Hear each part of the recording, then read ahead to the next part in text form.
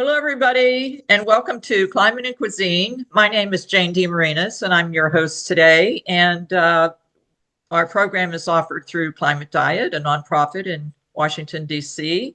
And we're thrilled to have with us today Saurabh Dalal, and he has a long history with what I would call a friendly and partner organization, the DC Veg Society, or the Veg Society of DC.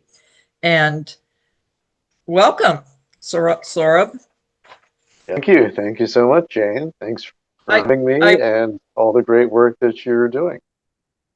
well, thank you. And so I want to introduce you properly for our guests who you have such an impressive background. So Saurabh works in DC or works in New York City, but lives in DC on the weekend. And we'll ask about that a little bit later.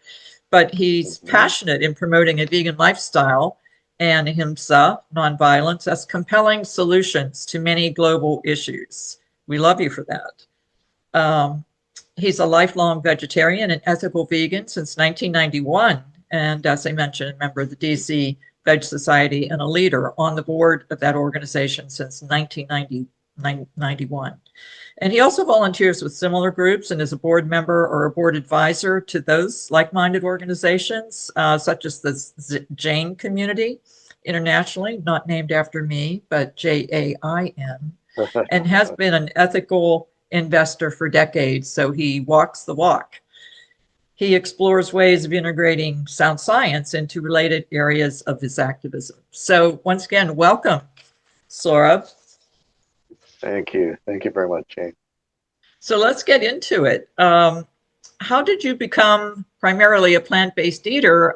We always like to talk about our origin story, and I understand you've been a vegetarian, so that's probably about your parents, but when did you become vegan?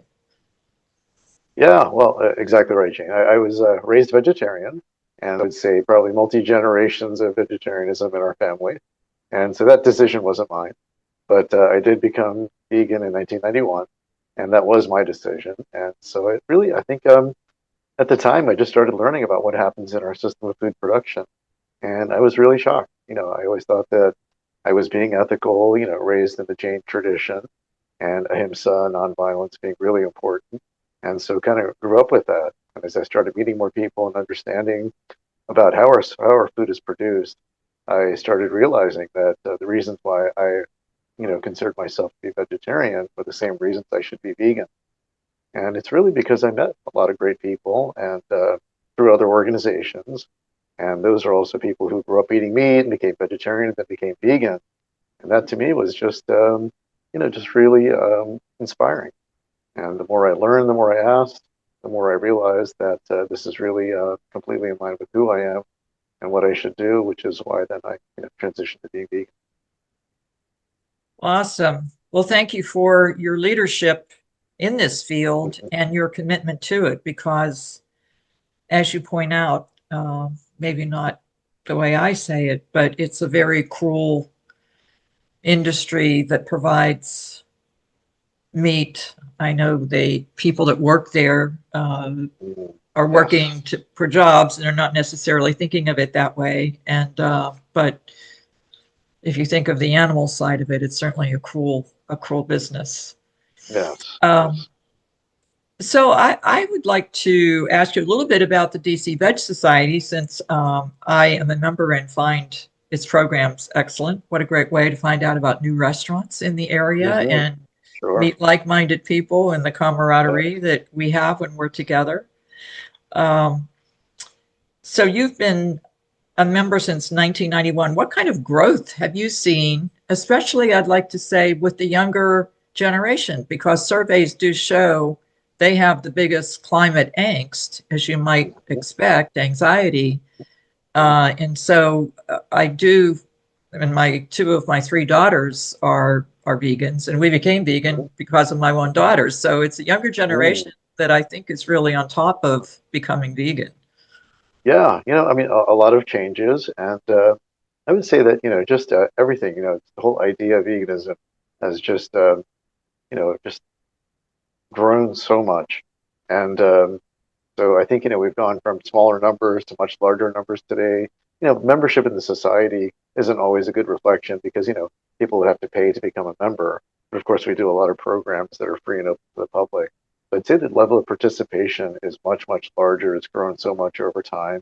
And as you said, a lot of people and younger people tend to be the ones that are really most interested in environmental concerns and, of course, with the animals too. And so what we see is that, we our membership, and also we run the DC area vegan meetup group. And so that also has a large membership. And that's probably the most reflective because that's grown a lot and that's free and open to the public. And so more and more people are becoming members. And, we have a large spread in terms of age. And so it's anywhere from people who are in their teens all the way to people who are in their 80s and older. And so they come because I think, as you mentioned, the camaraderie is really important. And as we've seen, building community, kind of, being with like-minded people really helps because sometimes it can be very lonely. And I'm kind of fortunate because I've never felt that way because I've always had communities that I was a part of, but a lot of people don't have that. And I think the VSDC, as many organizations like the ones you're involved in, Jane, it really is a way of bringing people together, like-minded people, around really important issues, but also doing it in a way that's fun and and again, it brings people together. I think the community building aspect is really one of the key parts that VSDC focuses on because we realize that it's so much better and easier when you're with other people, and then you can explore and do so many great things. I think you bring up a good point that sometimes it does feel lonely, and it definitely is getting better. So it's great to belong to a group like this where you feel good about what you Yeah, do. But there's a lot of situations I've been in over the years where, frankly, you just don't want to tell anyone you're a vegan. yeah, right. Well, I and mean, that's changing too now. I feel like nowadays it's so much more accepted, so much better understood, and yeah. for all the reasons, right? As we know, we do it for many reasons. People don't do it for every reason, but we may start with one, and then you start appreciating the others. And what I think the most beautiful thing about this for me is that it's such a win-win-win-win-win, right? In so many different ways. And so whether we do it for our health, we do it for the planet, we do it for the animals, if it's spirituality, it's global hunger. I mean, so many reasons, and all of them, by this one, act that we can all choose to do, it really affects all of those different ways. So really, it's a win-win-win-win-win. That is excellent, but you're stealing some of my questions, so I'm going to have to Uh-oh. come up with new material here. No, I'm glad Well, you're well, so good minds think comprehensive. alike, No. Jane. I have plenty, don't worry. So the Washington Post had an article this weekend, I think it was Saturday, and it was referencing a study that came from journal Nature Climate Change. And the authors coined the phrase to show meat eaters and most of the meat, 73% of a city's meat pollution came down to beef. And they coined the phrase hoof print, which Right, right. I'm sure you saw that. And it Yes. had a map of the United States. And so Uh-huh. 73% of a city's meat pollution came down to beef. And we Mm, probably both knew that, but not everybody does. The right. greenhouse gas emissions from beef, if you look at a bar graph and the impact of pollution and greenhouse gas emissions based on food, you see a big bar at the top, beef, and then you Mm-hmm. see at the bottom bananas Right. and peas and all the vegetables, and the beef line is this Yes. big, and at the bottom is a little pea line is that Exactly. big. So I don't Yeah. know if you have anything to say about that and sort of the educational aspect of when the news media cover this in a way like that to just generate more knowledge and also a new way of kind of looking at this issue. Yeah. No, I think it's really, really great article. I like that term too, hoof print, because we think about carbon footprint and all that, but a lot of times the cause of it really escapes us. And as you very well know, it's really not covered so well in the media. And when you have something like this that really talks about the actual term, brings it in, the hoof print, I think it's wonderful. I think it's really good because it gives people a strong sense that it's those animals, and it's the animals that we eat that are the greatest contributor to how our planet is being degraded. And so I think Yeah. all that information and, what you do with media, press, and, what things like this are, it's really important. It gets out to many more people, and that's what we need. We just need a lot more covering because some of our environmental organizations don't about it. And so I think, which way, I thought that was really a great article, and I love that. So hopefully that also gets the attention because it had a nice big map with it showing Mm, the cities and mhm, areas of the country yeah, where beef is a huge polluter. mhm. So they were I was proposing curious about that. Yeah, I was curious about that because, it would be good to know what the per capita consumption. And of course, they highlighted the big cities, and of course, they would be the largest consumers because of the population. But it would be great to kind of see, the per capita data also to kind of say like, which are, per individual, the highest consumers. well, someone wrote a letter to the editor, and I don't know if it came in the next day, Uh, that talked about, it must have been a day or two after, and it said it was great to see an article that also talked to people about eating beans, beans, and not beings, beings. mhm. And I thought, Right, I'm going to right. write that phrase down. That's worth repeating, Hmm. but a nice way to Hmm. look at Yeah. food and maybe new ways to think about eating food for those non-vegans out there. So Hmm. let's switch a little bit and talk about the climate. Not that we haven't mentioned it, but um, one of the things that article referenced, and we have done it too, but it said if the study if people in the study swapped out half of the beef they ate with chicken or pork, this wouldn't be our solution, but for many people it would be a solution. It would cut emissions by 51%. Hmm. Hmm. Um, I don't know if you have any comments on that. We've done calculations that cutting beef out of your diet 1 day a week, the pollution saved is equal to taking 25 million gas-powered cars off the Hmm. road. Hmm. Um, Yeah, I I think it don't just know. shows. Yeah, it just shows, that it's such a large contributor, and anything we can do helps. And of course, we want to provide people with information, and all so they can make informed decisions. And so if someone chooses to go completely vegan, which would be wonderful, or if they can't do that yet and they want to sort of start in certain ways, we want to encourage everyone, whichever way they can do that. Of course, the goal is to kind of show everyone, why it can be, so easy to do and also taste great and all that to be a completely, vegan, someone who just eats vegan all the time. But I think everyone can do something, and starting is important. And empowering people with information and tools and resources is really good. And I think that's what BSDC tries to do also, is just to kind of remove some of those barriers. It makes it easier and easier for people to be able to choose to do that, to eliminate all animal products. Well, I'm going to follow up on that with, because this is something I know that's been in your head your entire life, probably. But can you give Hmm. a couple specific examples of how a vegan diet is better for the planet than consuming animal Hmm. products? Yeah, Because yeah. just getting into the detail a little bit more. Okay, sure. Yeah, I mean, I think from the environmental lens, if you will, right? Because there's many reasons why people choose to be vegan, we all know. And if you look at even just the lens of the environment, I mean, it is so inefficient, it's so wasteful to actually have food that's, fed to animals, and then that system, raises those animals over time, and then we start those animals and then consume, that food. If you take example of something like, what's feed in into the system versus feed out. And so if you look at like, grains, for example, right? And beef is kind of the largest culprit, but it Yeah. takes, say between 10 and 16 pounds of grain into the system to yield 1 pound of beef. And so that's an inefficiency of 10 to 15 times, which is crazy, and a lot of people just don't think about that. But of course, you have to put so much into the system, you get so little out. So the food in to the food out is a factor of 10 to 15 easily, and that's for beef. And the same thing with water. how much water you have to put into, when I say the system, into this whole animal agriculture industry on average.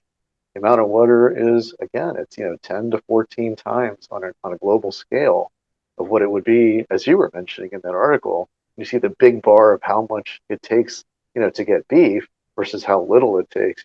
Again, it goes back to 10 times, 14 times, or more.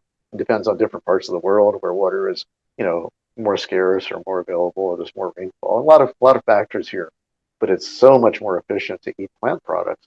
And so again, it goes back to that 10 to 15 times ratio. And I'm not talking about percent, I'm talking about times. So it's like 1,500%, right? More water required for every unit of an animal product versus, say, something like potatoes or soybeans or peas, what have you, any type of a plant product. And so whether it's feed, whether it's, the water usage, and even energy, like, if you look at soybeans are among the most like efficient plants to be produced.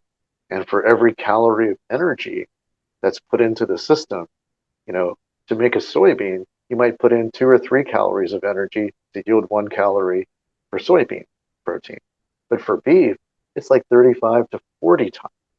And so it's like this vast disparity. And so it's really inefficient when you look at the numbers and look at how it is and how our systems, need to continue doing this.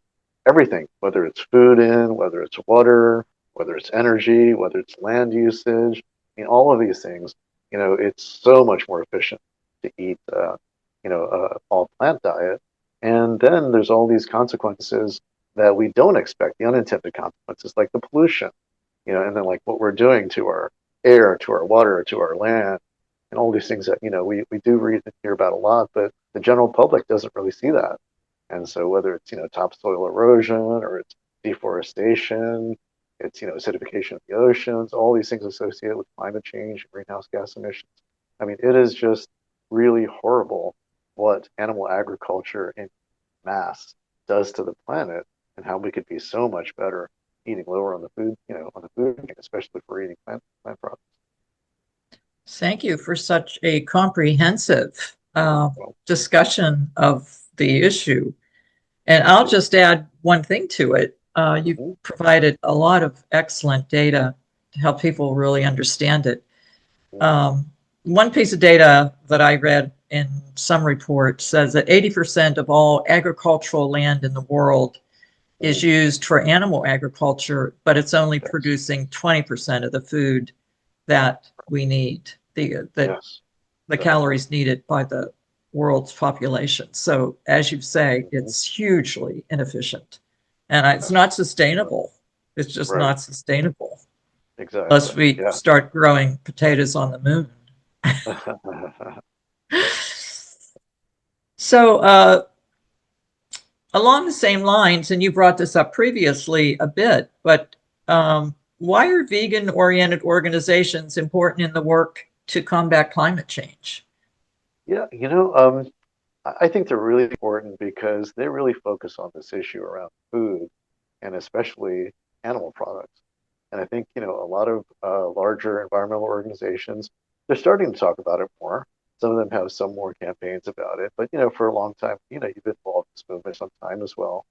They really were not addressing issues. And I think it's the vegan organizations and some of the animal groups as well now are seeing that as being a really important thing to really bring to the public. And again, it's about awareness, right? We want to basically inform people. We want to show them that this is really what's happening. If you don't hear about it, right, there's a reason for that. There's a lot of vested interests that don't want us to know. So we're really about empowering people, trying to get the information out there so then people can really sit down and say, okay, if I want to do this, and I want to be most informed, then I can make a decision, right? And that's what we're about. And I think, these organizations have done a good job of trying to bring that out to the public. And now as we reach more and more media outlets and they're picking these messages up, I think that's also changing. So I think, we have a good role to play. We've done well, but we need to amplify that more. And so I think these groups have done a really good job. And I'm really on it, and especially this great inefficiency, even if you look just from the lens of, environmental reasons, right? And of course, there's so much more than that too. It's animals and the way they're treated. Of course, it's our health and our human health, public health, all of that too. But even through the environmental lens, I think this is really powerful. It's really compelling. Yeah, it is from so many different angles. My husband and I both got into eating this way through health issues, but my daughter was the one that Mm, brought us to it, and she bought us the China Study, a book written by Colin yeah, Campbell, yeah, which we read that and we yes, instantly said, well, we're vegetarian, and then we became vegan after that. But yeah. um, the What a health great issue, work, and it is a great piece of research. mhm.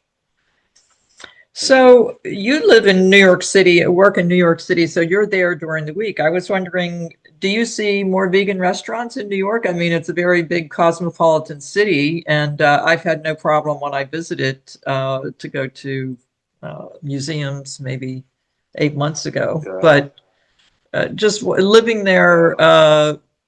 as a resident for whatever part of the week that you're there, Uh, do you see a lot more vegan restaurants there? And what is that atmosphere like compared to, say, yeah. DC?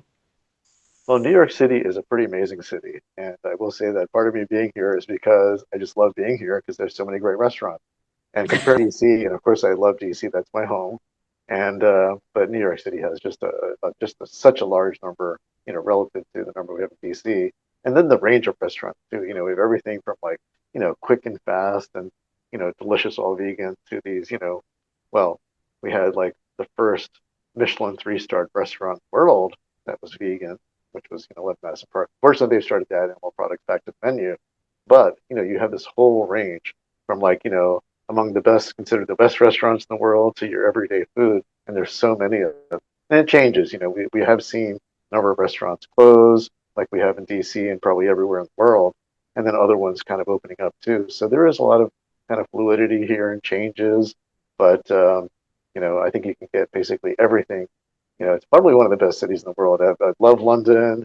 You know, you hear about a lot of these great cities too, like Berlin and places too, but I think New York City probably compares well. And there's so many great restaurants, every cuisine you can imagine, and a lot of groups too.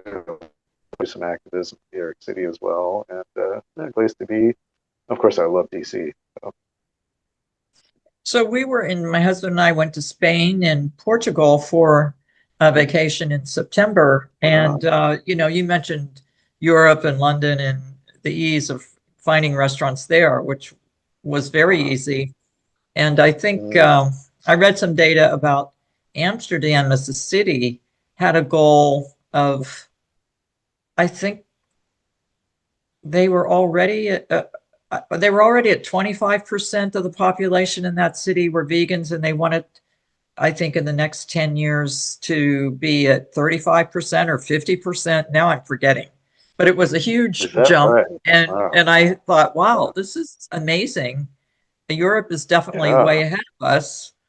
Did you see that when you mentioned being in London? No, yeah, London is definitely easier. And what I find is that, they may not be necessarily more restaurants, but just like the accessibility, like if you go out of a tube stop and you go right to the corner, and you're going to find like vegan cookies, you're going to find muffins, you're going to have cupcakes, you're going to have croissants. That's what I found to be really amazing about London. I mean, they are kind of farther ahead. Now, New York City has just so many places, but London, I think it's just more accessible and available. My light just went out here. Let me just turn the light back on now. There we go.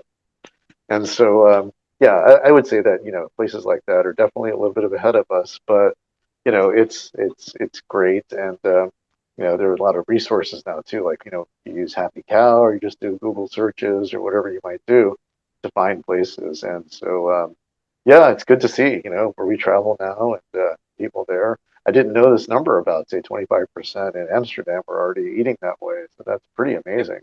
It really was. I think part of it may well be Europe is a much smaller landmass than the Mm, United States is we're a big country. yeah. And when you Yes. look at maps, I mean, Europe is so much smaller. Um, I Right. would just guess some of that has to do with you just can't be raising cattle everywhere in some of those countries. There's just not enough grazing land, I think. Yeah. I don't know. Yeah. I should ask And somebody that lives over there. and yes, and and the EU, I think has really looked at this. a lot more than we feel that, maybe the US government has. And so they're actually trying to put in a lot of policies in place about, kind of limiting the greenhouse gas emissions and land use and all that, because I think they're actually seeing it much quicker than, say, our government here is.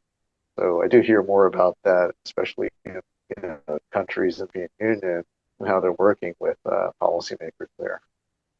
I'm trying to remember the book that was just written maybe less than 5 years ago from someone in the UK. It started with an R, that was all about veganism in the need for it in Europe. I can't think of the name. Okay. Anyway, um, Yeah. so maybe one couple final questions. People talk about being a vegan being so expensive, and Mm. I cook vegan and have for a long time, but even growing up, my family were not vegans or vegetarians, but things that my mother would cook, because I'm from a big family and we had 7 kids to feed in our family. Uh, Beans and lentils were always on the menu at our house. mhm.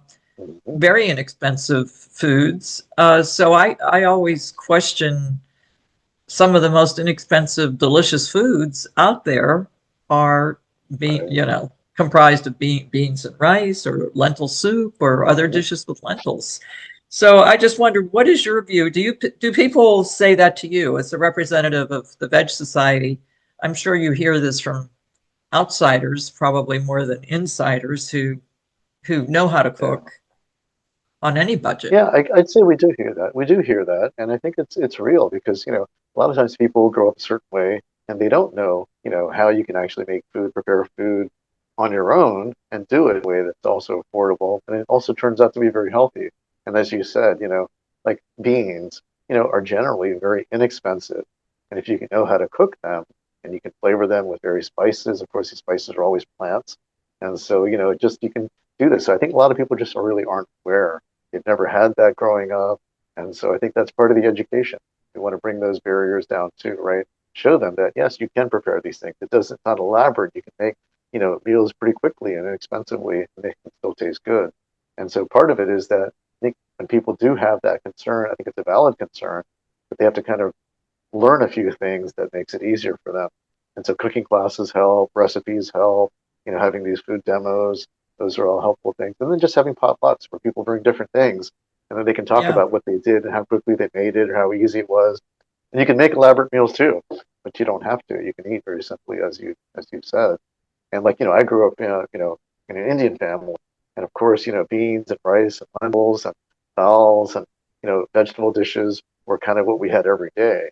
And so, very inexpensive to make. And the more you cook at home, of course, it can be so much healthier too. I think you're right. Not everybody sort of knows how to cook either. Mm-hmm. And so I feel lucky. At our house, everyone was either cooking or baking a lot, frankly. Mm-hmm. My brothers are wonderful bakers, and we're all Wow. expert at making fudge.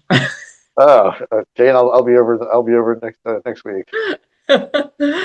Anyway, so the part about it being expensive, I think sometimes some of the food, the burgers are pricey and some, Mm-hmm. somewhat pricey. You can get them on sale. The plant burgers, I'm Mm-hmm. suggesting, are maybe a little more expensive than ground beef.